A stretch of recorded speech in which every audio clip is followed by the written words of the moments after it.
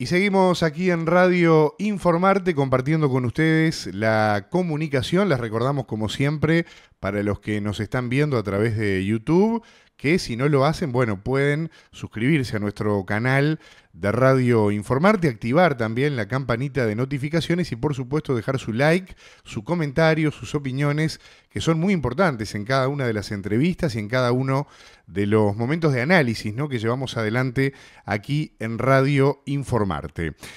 Y en los próximos minutos nos proponemos explorar un poco el panorama educativo del Uruguay que se viene, además, enfocándonos en los desafíos y en los planes que van a marcar el futuro de la enseñanza en nuestro país.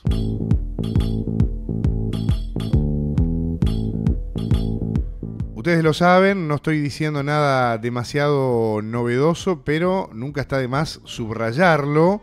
La educación pública en particular y la educación en general ha sido siempre un pilar fundamental, podríamos decir, en la construcción de nuestra sociedad. Y en este momento de transición de gobierno, evidentemente, se presentan nuevas oportunidades, también aparecen retos en el horizonte que merecen el análisis, la atención y prestar justamente atención para ver qué es lo que va a terminar ocurriendo.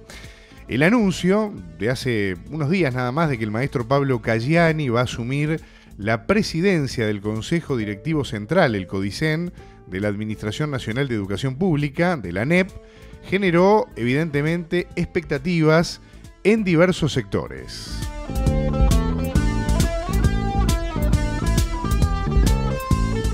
Recordemos que Caggiani se desempeña actualmente como director por parte del Frente Amplio en el Instituto Nacional de Evaluación Educativa, el INED, y cuenta con una amplia trayectoria en el ámbito educativo.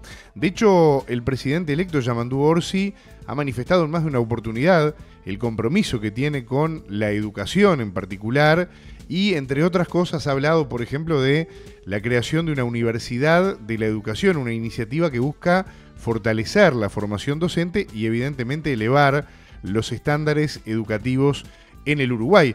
Esta propuesta ha sido bien recibida por diversos actores del sistema educativo que observan en esta oportunidad justamente la opción para poder consolidar la profesionalización de la enseñanza en nuestro país.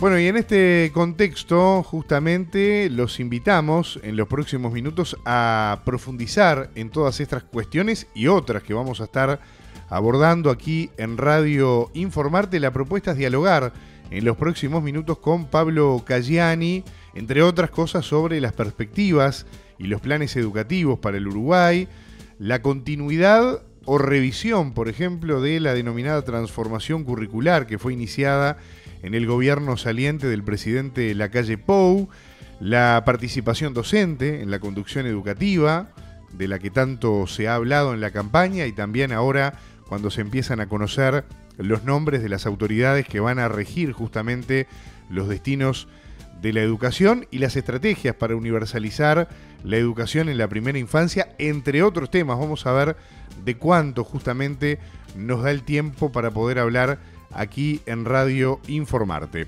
Le vamos a dar la bienvenida entonces a Pablo Caggiani, agradeciéndole muchísimo estos minutos.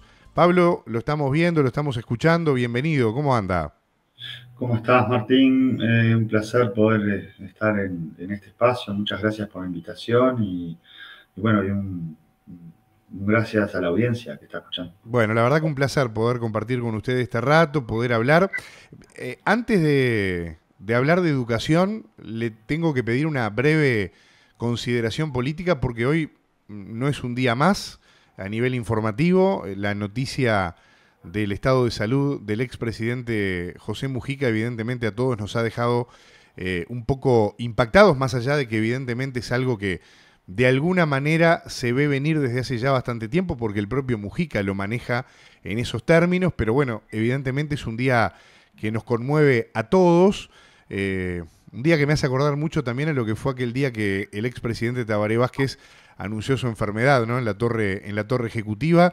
¿Cómo toma esta jornada, esta noticia, que evidentemente a nivel político, para todos los que estamos cercanos a la política, ustedes que son actores de primera línea, nosotros que somos periodistas, pero que estamos muy cerca de ustedes, evidentemente nos impacta bastante, Pablo? Sí, la verdad que no por esperado deja de ser un golpazo, ¿no? Claro. El viejo para mi generación, para una barra de gente que da la vuelta, ha sido fuente permanente de consulta, de ideas, de debates, de enseñar con el ejemplo. Entonces, yo pues, realmente hoy estoy en un día que no estoy como para hablar mucho de educación. No, es complicado. Es además el viejo alguien que ha dejado la vida, y ha dejado la vida literal, ¿no? Sí, claro. Se operó hace muy poquito tiempo para poder estirar un rato más, y poder dar una mano en la campaña electoral, en el tono de la conversación pública. Y además es una figura que tiene una dimensión mundial, digamos, ¿no? Desde que se publicó de Mañana Noticia, no para de escribirte la gente del exterior. Realmente para algunos es afectivamente complejo, además de que es políticamente muy, muy relevante, y creo que una vez más en las difíciles enseña cómo vivir, ¿no? Claro. Con las concretas. Entonces, es un día, si se permite la expresión un poco académica, de mierda. El viejo la va a llevar bien, porque ya ha llevado todo. Claro.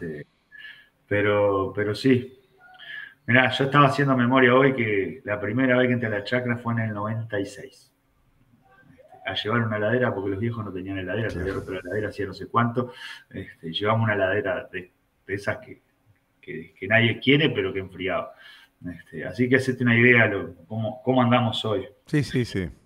Yo por eso no podía no arrancar con esto, porque independientemente de que está bueno el tema que vamos a abordar, es una jornada que a todos nos ha dejado bastante entristecidos, movidos, movilizados. Creo que la manera, como usted decía, Pablo, de que tiene el propio Mujica, ¿no? De encarar esto, ¿no? Yo lo hablaba con unos colegas hace un rato, ¿no? Y justamente recordábamos también en aquel momento las palabras de Tabaré Vázquez, ¿no? Poder llegar a determinada altura de la vida a mirar a la muerte cara a cara, ¿no? Y poder hablarlo con esa entereza, con esa naturalidad dolorosa, ¿no? Porque además una cosa que marcaba también, que me conmovió mucho humanamente, es que es la primera vez que uno lo ve a Pepe Mujica tan expuesto, ¿no? Lo escuchás en el audio lagrimeando, porque no es fácil. Una persona que ama la vida, además, ¿no? Como la mayoría de nosotros. Entonces, la valentía doble que hay que tener. Más allá de todas las cuestiones que ya sabemos que pasó en la vida, creo que a mí también se me complica para hablar, pero que es muy fuerte, ¿no? Ver a un dirigente y a una figura que tiene estatura mundial, como es Mujica el día de hoy, con esa simpleza, ¿no? Del viejo, como lo conocemos todos, lo conocíamos los periodistas también en el Parlamento, hablándote en jogging en la casa y diciéndote, mirá, estoy muerto, estoy liquidado. Entonces me parece que, por eso, apostando, el apellido Caggiani es un apellido que tiene que ver mucho con esa militancia y con esa juventud, como hablabas vos recién, ¿no? De los 90, no podía no arrancar este contacto con usted, Pablo, hablando de otra cosa que no fuera de esto, porque me parece que es un día muy complejo. La verdad que es un día muy complicado, ¿no? La parca andaba en riestre, como dijo cuando anunció. Exacto. Que tenía cáncer. Exacto. Pero vamos arriba. No nos va a perdonar. No, totalmente. Hay que hablar de otros temas. Vamos a entrarle a este tema educativo, que es un tema bien interesante, es un desafío muy fuerte el que usted tiene por delante al frente de la ANEP, nada más ni nada menos. 5 años de mucha actividad, donde, bueno, el propio presidente electo Yamandu Orsi en más de una oportunidad dejó en claro que él no viene a refundar la patria, que hay cosas que se han hecho bien, que se van a seguir haciendo bien, y que hay cosas que habrá que ajustar en base a lo que venía haciendo el Frente Amplio y la interrupción de 5 años que implicó, ¿no?, el cambio de signo político en el gobierno. Y no hablo de la educación, hablo en general de todos los temas, ¿no? ¿Qué planes, en líneas globales, después nos podemos meter en áreas concretas, pero qué planes trae el Frente Amplio para la educación en Uruguay, considerando, bueno, ya líneas programáticas que a lo largo de la campaña y también ya como presidente electo, Yamandu Orsi señaló, ¿no?, como la educación como una de las áreas prioritarias de su administración, enfatizando en la necesidad, por ejemplo, de implementar además el famoso pacto educativo de carácter nacional. Sí, a ver, el presidente Orsi ha sido como muy claro en algunas cuestiones vinculadas a los temas educativos y a los temas de condiciones de vida de las infancias, que ahí no solo entra lo educativo, sino entra todos los temas de pobreza infantil, protección social, acceso a la salud. Este, a los gurises les fue mal en estos años, tenemos más gurises pobres, en un país donde cada vez nacen menos gurises. Y además, Yamadú es profesor, o sea, sabe de qué habla cuando habla de educación. Y lo que ha planteado en el marco de la campaña electoral, que a veces no es fácil, digamos, porque viste que las campañas, la invitación al chiquero o al barro están siempre a la vuelta de la esquina, ha sido muy sistemático en sostener este tema de que hay en Uruguay un conjunto de acuerdos que tenemos en la sociedad, en el sistema político, que lo que hay que hacer es colocarlos en el centro de la conversación educativa, porque eso es lo que nos permite avanzar. Nos Claro. permite avanzar no solo en un gobierno, en la política educativa no es una política educativa, no es una política de un gobierno, de un periodo de gobierno, es una política que necesita a mediano plazo. Pensemos que entre que un niño entra, una niña entra a los 3 años y sale a los 18, pasan por lo menos 3 gobiernos. Es decir, si cada gobierno que entra viene con su librito, flaco favor le estamos haciendo a los gurises en términos de cuál es su trayectoria educativa. Entonces, Yamandu dice, bueno, hay un conjunto de cosas que estamos de acuerdo. ¿Estamos de acuerdo que tiene que haber más gurises en primera infancia? Sí, pero esto tiene que ver con el desarrollo de niñas y niños, tiene que ver con la posibilidad de que los gurises estén en un lugar cuidado y por lo tanto esto sobre todo para las familias que tienen que salir a laburar, es una solución de cuidado. Uno está tranquilo porque sus hijos saben que están ahí de tal hora a tal hora. Claro.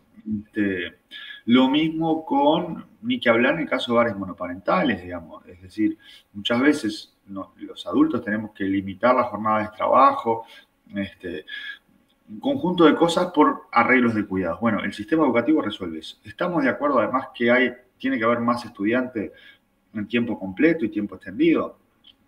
El sistema político está de acuerdo, la sociedad está de acuerdo, la academia está de acuerdo, es decir, un currículum, una educación más integral con una segunda lengua, con educación física, con pensamiento computacional, requiere de más tiempo. Yamandu se comprometió a duplicar eso, a duplicar la cantidad de estudiantes en ese sentido. Estamos todos de acuerdo que hay que terminar el bachillerato, que hay que resolver las inequidades de aprendizaje, que tiene que haber más gurises estudiando universidad o terciario en el interior. Estamos todos de acuerdo en eso. Cuando uno saca, digamos, como esto del debate electoral o más electoralista de la política, resulta que hay acuerdos en la ciudadanía, en el sistema político, en los actores sociales. Bueno, vayamos a blindar estos acuerdos para que se puedan colocar los pesos que se necesitan para esto, porque estos acuerdos requieren inversión. Voy a poner un ejemplo. Este gobierno logró aumentar poco la cantidad de estudiantes en tiempo completo y tiempo extendido, no porque no estuviera de acuerdo, sino porque no le dieron los pesos. Entonces, creo que ahí lo que está planteando Yamandu es una linda oportunidad de mirar esto en el mediano plazo, de poner pro hacia ese lado, y después ha planteado cosas que son como muy de recibo, digamos, tanto de la literatura o de la evidencia que existe, como de las necesidades de los estudiantes y la familia. Se plantea llegar a 1 de cada 4 estudiantes de educación media con una beca que le permita cursar educación media. ya tenemos evaluación de que los buenos programas de beca mejoran bastante la culminación de ciclos, la asistencia a clase. Bueno, Uruguay tiene un problema con la asistencia, entonces este tipo de cuestiones, que además después en el debate político aparecen como acuerdos también, ¿no? Porque hay que recordar que esta discusión empezó con una propuesta de Delgado en la Convención del Partido Nacional de premiar al final con un bono. Sí. Y la discusión se dio, se empezó a dar todos los actores que investigan estos temas, de la academia, actores políticos, de la propia coalición, diciendo, momento, si yo solo le pago a los que terminan, los que no terminan se me ahogaron en el camino. Entonces, vayamos a lo que tenemos evidencia. Sector del Partido Colorado, el propio Mieres. Es decir, bueno, entonces, ahora, coloquemos los recursos que hagan eso posible. Creo que esto implica que el gobierno entrante tiene que ceder alguna prenda. Es decir, va a tener que desprenderse de algunas cosas que creemos que hay que hacer en pos de construir esto otro que tiene la mirada un poco más lejos.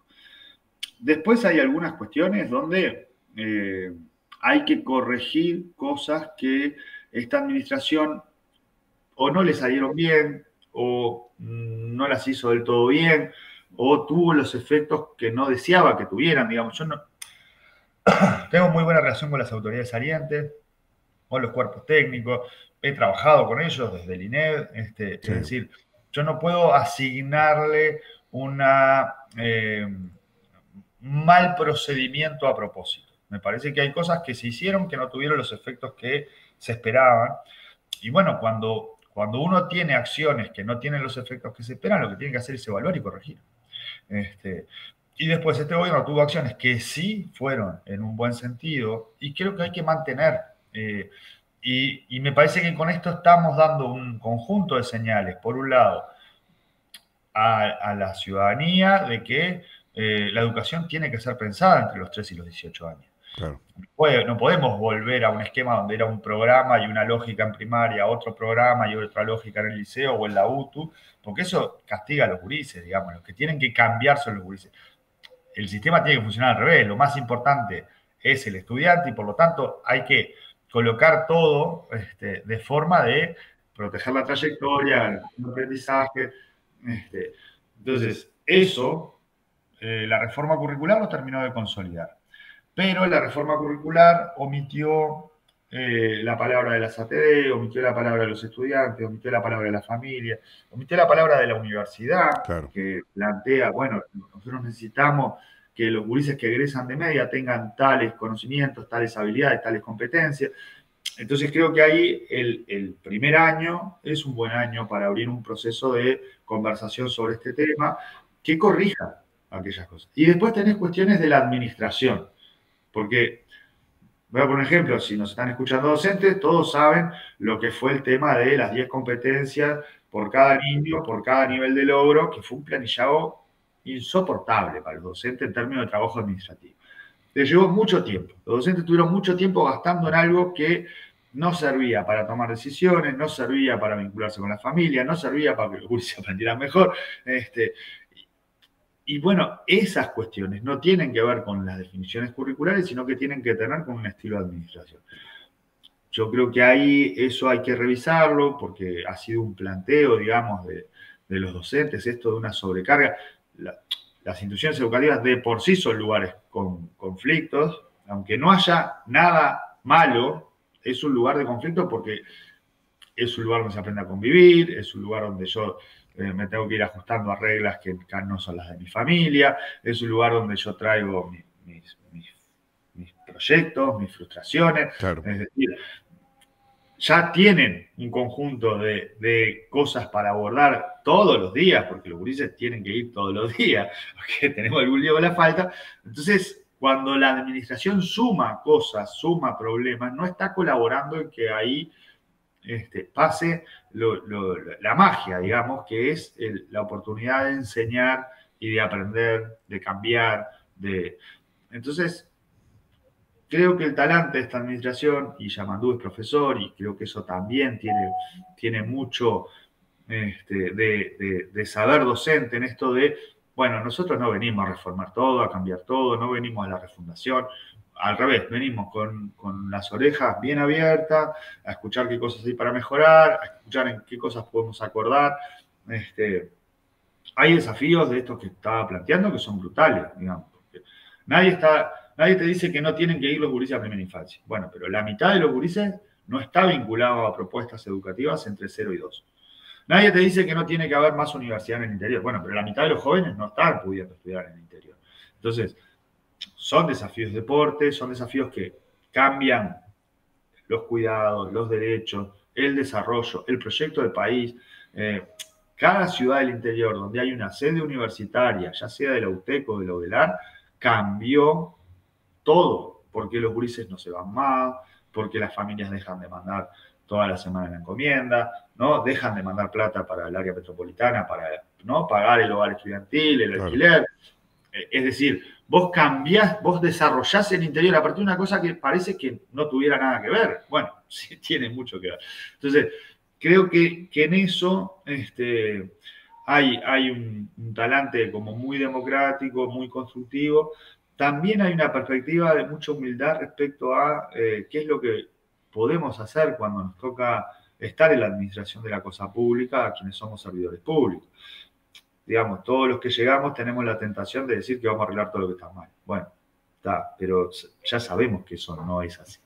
que el mundo es un poco más complejo, que tenemos 60 meses de gestión, no más, por suerte, digamos, los gobiernos duran 5 años y cambian a los 5 años. Entonces, bueno, hay que pensar la política educativa con más generosidad y sacarla de la discusión más electoralista. Entonces justamente le quería preguntar, ¿cómo definiría entonces cómo va a ser el enfoque de la nueva administración, particularmente de la ANEP, respecto al proceso de transformación educativa que inició el gobierno de la calle Pou? Para que se entienda en base a todo esto que usted me estaba detallando, que está buenísimo para tratar de entender. Como definición entonces, ¿cuál sería? Porque recordemos que inclusive su antecesor colorado, Robert Silva, ya dijo que desde el Senado va a ser un celoso defensor de que el Frente Amplio no vaya a prácticamente desmantelar lo que hizo el actual gobierno, ¿no?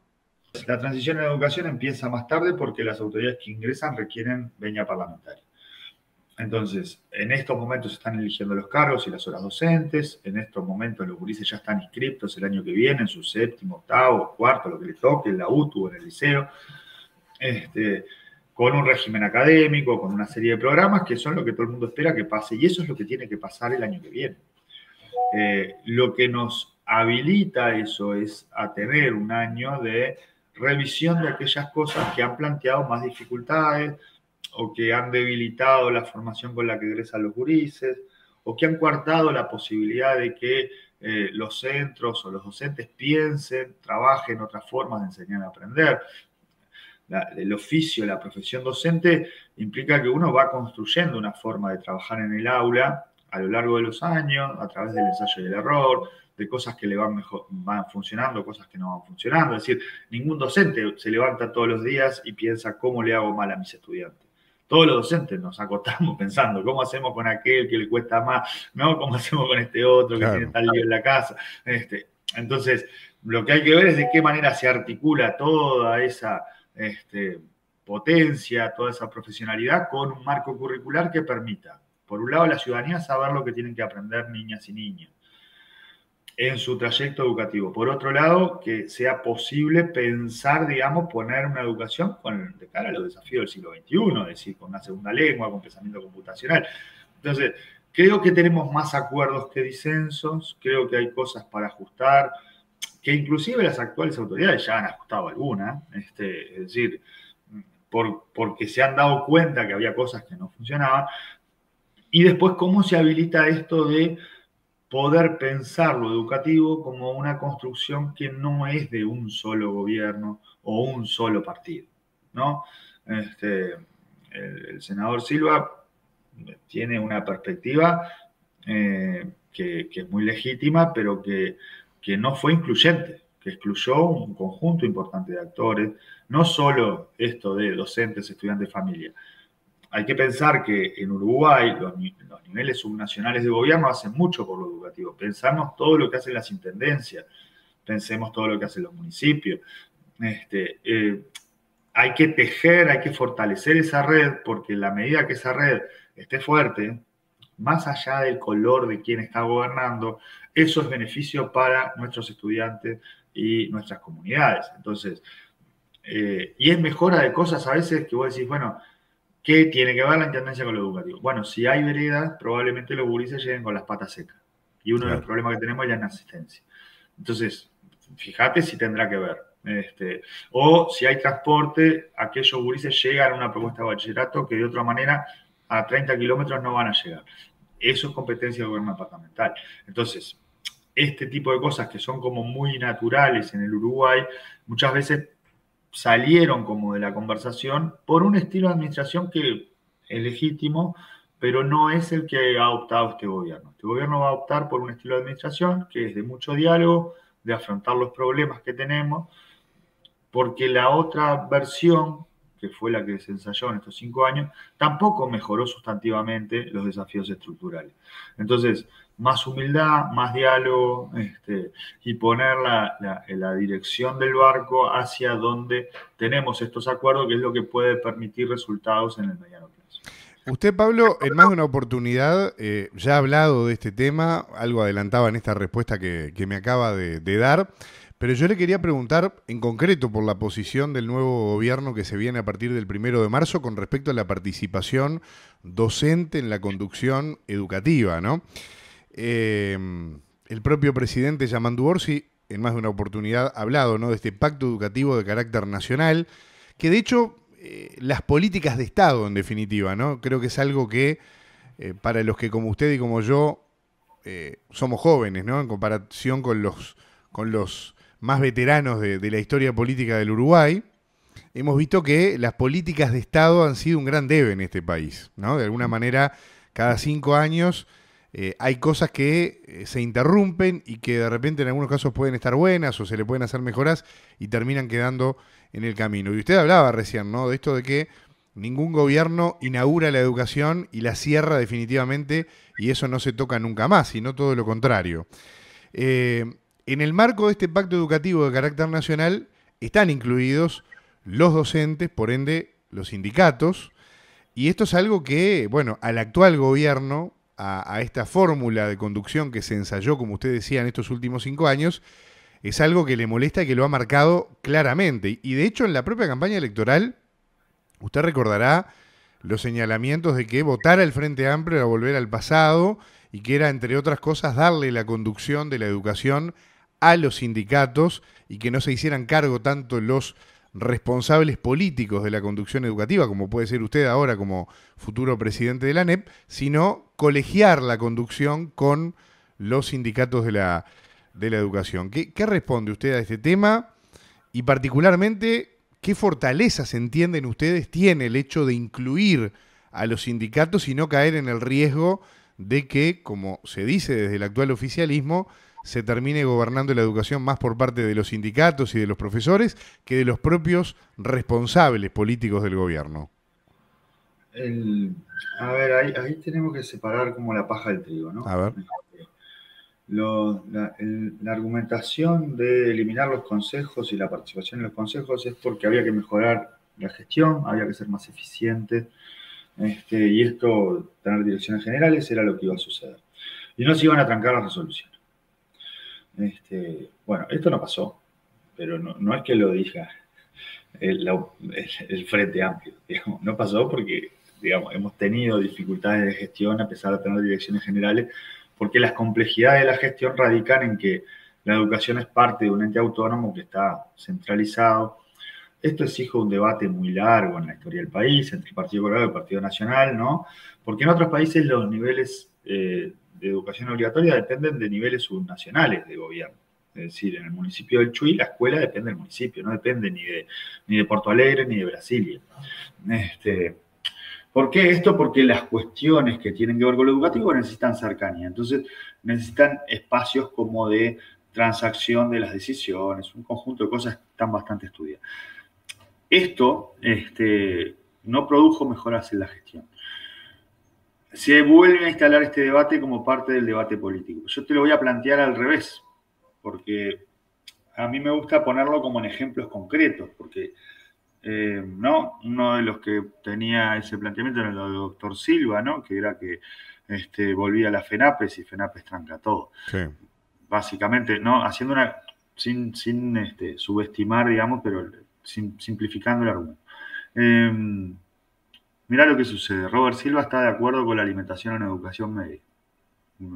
El gobierno anterior había empezado, ya tenía 10.000 gurises que comían de educación media en comedores de escuelas primarias, ya sea por la propuesta pedagógica, así porque tenían tiempo completo o centro educativo asociado, o por situaciones de vulnerabilidad donde los directores de las instituciones coordinaban esto. Y de hecho fue una de las cuestiones que planteó Silva varias veces, ¿no? Que se estaba avanzando con el tema de alimentación en educación media. La coordinadora de sindicatos de la enseñanza del Uruguay, un mes antes de las elecciones, nos presentó a todos los partidos políticos una serie de propuestas de política educativa. Una de las primeras 3 propuestas es resolver la alimentación en educación media. Entonces, si cuando yo voy a los temas tengo acuerdo, lo que tengo que construir, la política, es el arte de construir que eso sea posible de que se haga. Porque vos me vas a decir, no vas a poder poner de acuerdo a Robert Silva y FENAPES. Bueno, te estoy contando en un lugar donde hay una propuesta que es convergente.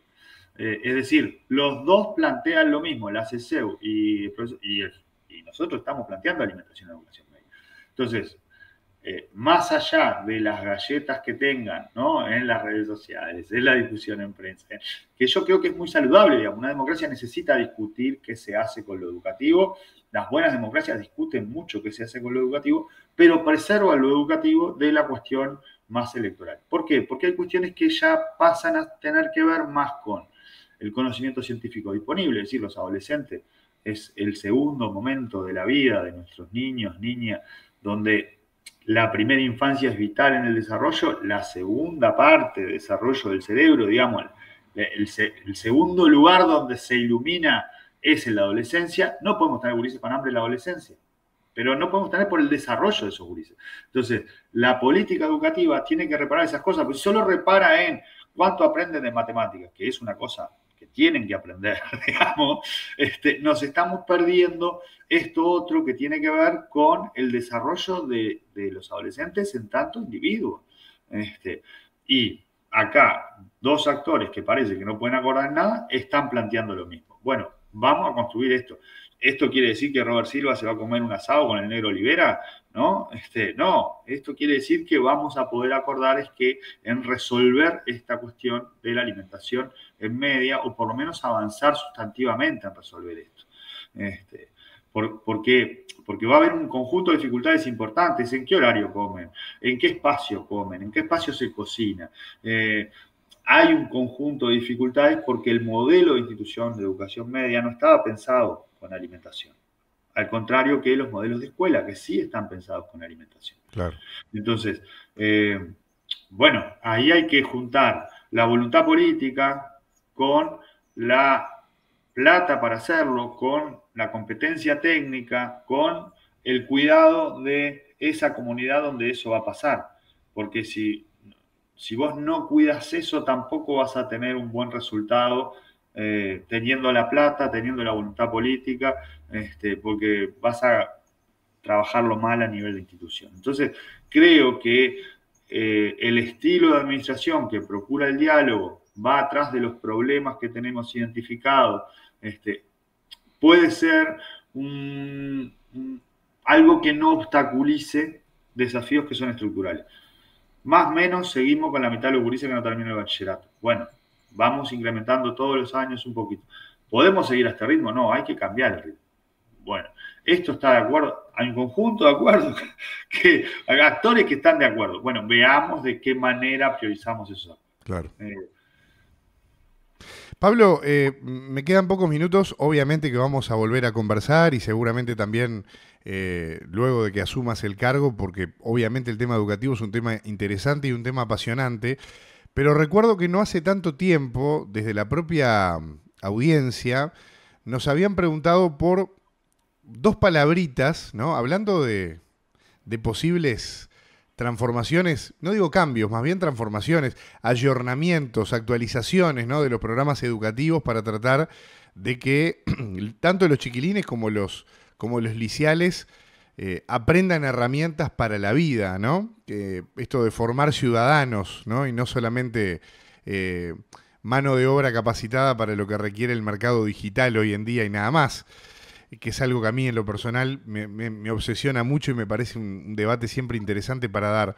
Pero ¿qué lugar hay, pensando en los 5 años que se van a venir, para algunas palabritas, algunas materias, ¿no? No sé si con estas palabras u otras, pero que den lugar a nuevos aprendizajes o a profundizar en nuevos aprendizajes, porque no es que ya en algunas instituciones privadas o públicas no se pueda hablar de estos temas, pero que algunos señalan como elementos interesantes para lograr transformaciones de fondo a nivel social, como son, por ejemplo, desarrollar mucho más el tema de la inteligencia emocional.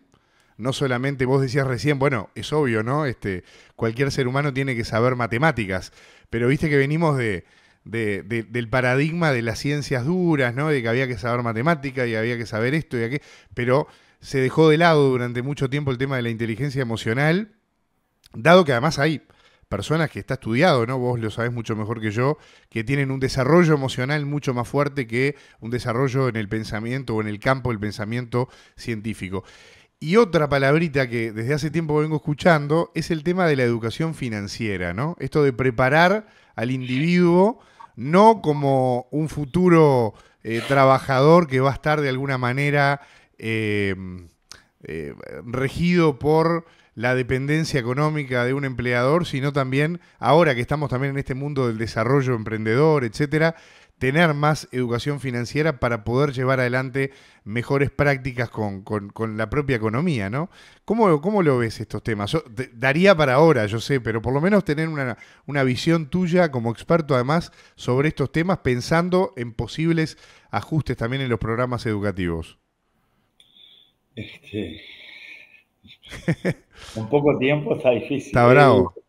La educación es un campo de conflicto, porque eh, para la humanidad lo educativo, digamos, siempre ha sido enseñarle al recién llegado, ¿no? Al que necesita cuidado, a dónde llegó. Y por eso los conocimientos que están disponibles, tanto en ciencias como en arte, están los valores, está, digamos, está la reproducción de la sociedad a la cual llegó, eh, con sus virtudes y sus defectos, ¿no? Porque además todos los adultos sabemos que nuestras sociedades tienen problemas, tenemos imágenes de a dónde tienen que ir las sociedades para cambiar algo que no nos resulta cómodo. Y esto le ha pasado siempre a la humanidad, y por lo tanto la educación es la reproducción de eso, pero también es la transformación, es Claro. decir, es la conversación sobre el futuro posible de esos nuevos que llegaron, ese futuro que tienen que construir, que tienen que desarrollarse. Entonces, hay siempre una especie de optimismo de que en la medida que vos coloques algunos temas en la educación, se van a resolver los problemas. Si esto fuera así, el mundo tendría guerras por la educación. Es decir, si fuera tan importante la educación para resolver cosas, el mundo se disputaría la educación. No son los ministerios de educación del mundo los lugares más importantes de la política. Son los de defensa, son los de interior, son cancillería, son los de economía. Es decir, son los que tienen que ver con la reproducción de los bienes, los servicios, con la inserción internacional del país, con el comercio internacional. No es lo educativo. Lo educativo siempre ha estado como ahí. Y cualquier tema que vos agarres, te dicen, pero si se trabajara en las escuelas estaba resuelto. Por ejemplo, tenemos una epidemia con el tema de accidentes de tránsito. Pero si trabajamos más educación vial en las escuelas, eso se resuelve. Tenemos un problema con el dengue. Pero si lo trabajamos en las escuelas, todo el mundo va a descacharrizar. Sí, la palabra. Con la educación financiera. Si lo trabajamos en las escuelas, bueno, lo que pasa es que cuando colocas todo en la escuela, no estás colocando nada en la escuela.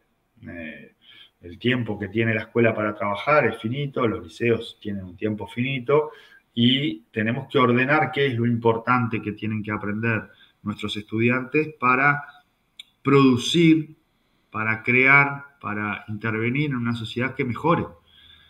Ahí es donde hay una discusión política bien interesante, porque ¿qué es mejorar? Para algunos mejorar es volver a un tiempo pasado, para otros es resolver la cuestión ambiental, para otros resolver la cuestión de la migración, para otros la distribución de la riqueza, para otros son un conjunto de esas cosas. Es decir, en lo educativo aparece, y esa es la complejidad de la discusión de lo educativo, aparecen las ideas de sociedad, las ideas de futuro, etc. Por eso es importante colocar a los sujetos de derecho de lo educativo, que son los estudiantes, en el centro de la conversación. Y esto implica no solo en términos de cómo se trabaja en las aulas, sino en que las decisiones tienen que estar orientadas a garantizar ese derecho. ¿Por qué? Porque vamos a tener tensiones con las religiosidades, vamos a tener tensiones con el mundo productivo, vamos a tener tensiones porque hay un conjunto de intereses en la sociedad que no necesariamente van a priorizar el derecho de niñas y niños o adolescentes por cómo funciona la sociedad adulta. Entonces, creo que hay temas que hay que abordar. Vos planteabas lo de la educación emocional. Yo creo que los temas de salud mental, la convivencia, son temas que se están complejizando. Lo educativo siempre lo trabajó, ¿no? Hay que mirar Varela llega a la reforma, ¿no? o al planteo de la escolarización por un proyecto de sociedad que implicaba una ciudadanía que en vez de resolver a los tiros, resolviera votando. Y esta fue la función de la escuela, y para eso se necesitaba alfabetizar, para eso se necesitaba... Bueno, hay un modelo de sociedad ahí, hay un conjunto de valores ahí, hoy tenemos el problema de la salud mental. Bueno, ¿tenemos que abordar los temas de salud mental? Sí. ¿Es el sistema educativo el prestador de salud? No, eso es competencia del Ministerio de Salud y los efectores de salud. ¿El sistema educativo no puede hacer nada con respecto a los temas de salud mental? Sí, puede hacer mucho. Puede trabajar en la cotidiana, puede generar ámbitos más saludables, puede generar espacios de reflexión, de pienso, de poder enunciar, de trabajar lo emocional. Ahora, todo en lo educativo, yo creo que fue... te iba a contar una anécdota, no por... Sí. Perón, cuando en uno de sus gobiernos, siempre en Argentina se disputó mucho los programas de educación social y cívica, ¿no? Y después venían otros y le ponían educación ciudadana, y después venían otros y le ponían estudios económicos y sociales, porque ahí estaba toda la carga ideológica, claro, ciudadana de la conversación. Entonces, en un momento le dicen a Perón, bueno, pero vamos a cambiar los programas porque con estos programas, fíjate que esto es una perspectiva que no es nacionalista, que no sé qué. Y Perón le contestó, bueno, pero si fuera tan importante, nosotros estuvimos 10 años, no sé cuántos años estuvieron fuera del gobierno, no se hubieran formado los jóvenes peronistas de hoy. Claro. Porque si lo educativo fuera tan definitorio como algunos entienden, ¿no? En esto de traer la discusión de que se adoctrina, bueno, pero si lo educativo fuera tan importante como eso, nunca hubiera ganado otro partido que no fuera el Partido Colorado, que gobernó 150 años, claro, y gobernó lo educativo. Es decir, las cosas en la sociedad son un poco más complejas. Yo creo que lo que tenemos que lograr es que la ciudadanía tenga claro qué es lo importante y defina qué es lo importante, porque después la academia, los docentes, la factura técnica de eso, es lo que va a permitir pensar con qué progresión de aprendizaje, con qué métodos es mejor, evaluar los resultados, corregir, porque Uruguay viene con una desigualdad de aprendizaje muy estable, que no se ha podido mover en 20 años. Entonces, bueno, ¿qué cosas podemos empezar a ensayar en esto de que la sociedad entiende que tienen que aprender nuestros estudiantes, que mejoren un poco esa desigualdad de aprendizaje? Parece como muy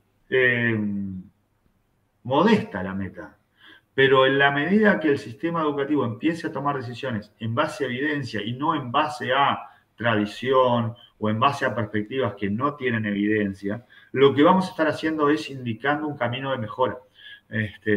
Después podrá ir más a la derecha, más a la izquierda. Estar más de acuerdo FENAPE, menos de acuerdo FENAPE, más de acuerdo Robert Silva, menos de acuerdo Robert Silva. Pero bueno, pero tenemos que iniciar ese camino porque nos va la vida en eso. Claro. Porque Uruguay es un país que hizo la transición demográfica y nos nacen 30.000 niños por año. Entonces, tienen que salir lustraditos del sistema educativo. Es una buena síntesis esa frase de todo lo que hemos venido hablando. Maestro Pablo Galliani, muchísimas gracias por habernos atendido. Por supuesto, si le parece, puerta y micrófono abierto. Volvemos a conversar en cualquier momento y a tratar de seguir profundizando y también de seguir de cerca esta gestión tan desafiante, como me gusta decir a mí, y tan interesante con tanta tarea por delante para tratar de que las cosas salgan mejor, que es un poco de lo que se trata. Un fuerte abrazo y gracias por habernos atendido. Gracias a vos, un fuerte abrazo a la audiencia y a las órdenes como siempre.